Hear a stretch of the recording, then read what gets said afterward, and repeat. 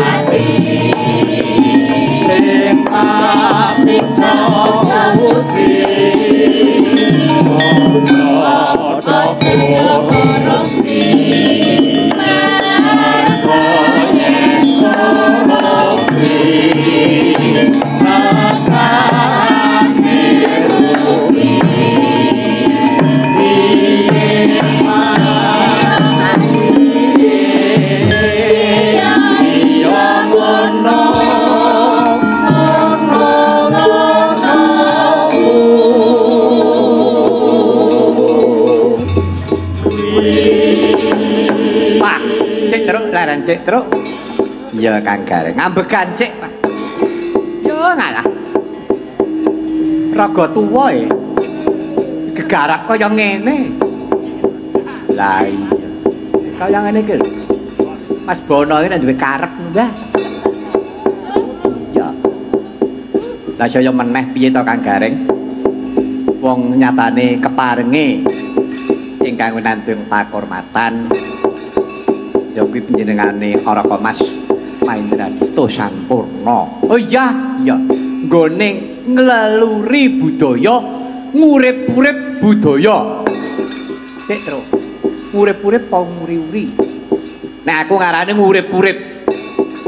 Dasare nek nguri-uri iki mung seneng tok. Nek ngurip-urip dasare seneng tur gelem nanggap. Gelem bayari. Ya kuwi ngurip-urip. Tegese nguripi seniman. Ora rak ngono. Mula kuwi. Ning iki kudu eling ora apa? Iki mangsa sademi. Hah? Kuwi nek omong mbok sing cethok, ha?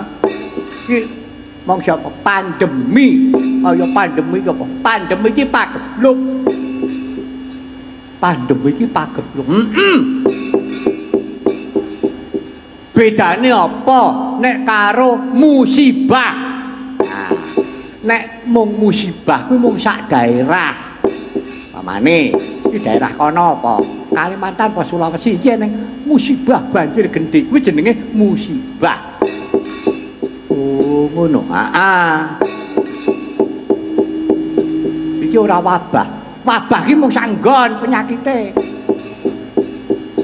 Lah iki nek dumadi sak jagat ngene iki jenenge pagebluk mayangkara.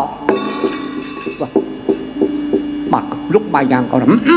Sejagat iki do ngrasake kabeh, keneng kabeh. Mula protokol kesehatan kudu dijaga. Wis apa? Aku mau wis wisuh. Cangkemmu ora mbok tutupi. Kanggo apa? Masker ora cukup, maskere nggo nutupi cangkemku, kekamban cangkemku. Tutup ana nganggo bagor. Kok ngayal.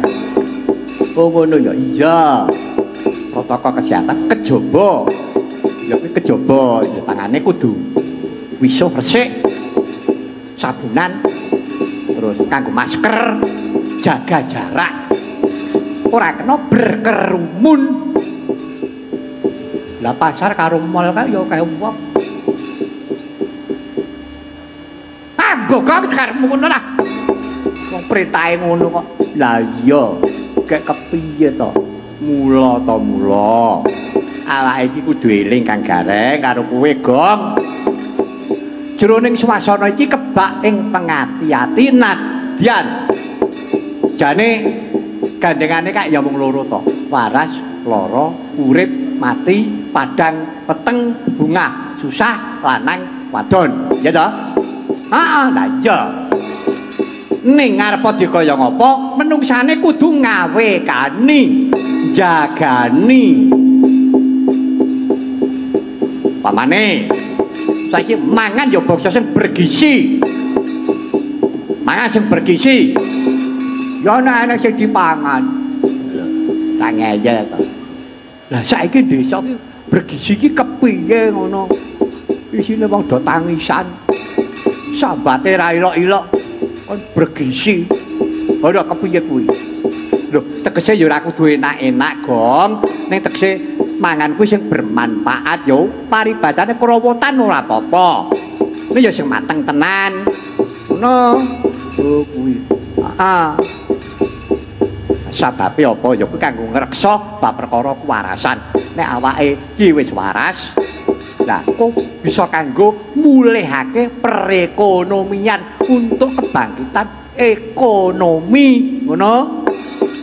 Jadi arep bangkitke kepiye? Wis. Wong dodol do tutup. Gitu.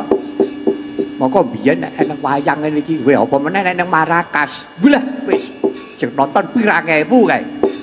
Bro. Titipan sepeda, titipan mobil entuk 45 juta.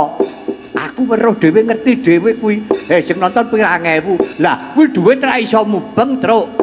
Ora ketak kepiye wae perekonomian kuwi iso mlaku. Ngono. Lah nek ngene iki kok mlaku kok ngendi? Wis. Iya ya, mulane kuwi ora kepiye, apa ora ngewoke. Apa meneh wis ana rencana. Engko nun saya sembako kuwi kanggo pajak. Udian ora iki.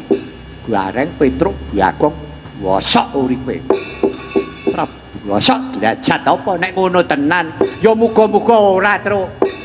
Lah, wis mesakno lho wong cilik-cilik pating jlerit. Sambate ra ilok-ilok. Terutama dalang. Cangkem kuwi lho. Dalang lho, nyatane sambat kabeh kepiye? BPKB kuwi gaden Pak. Modara cah aku yang ngono. Setelah perlu dipikir sing abot-abot. Sing wigati bengi iki ayo lek-lekan.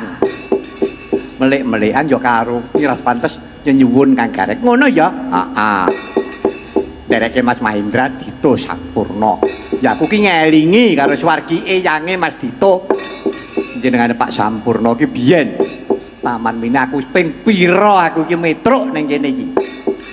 Iya ya, heeh. Nganti tekan wayahe, nganti tekan putune. Mas Dito isih eling karo aku.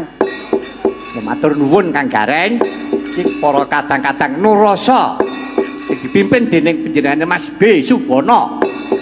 Kepareng nyengkuyung. Menawi nom-nom kabeh, rasa-rasa kabeh.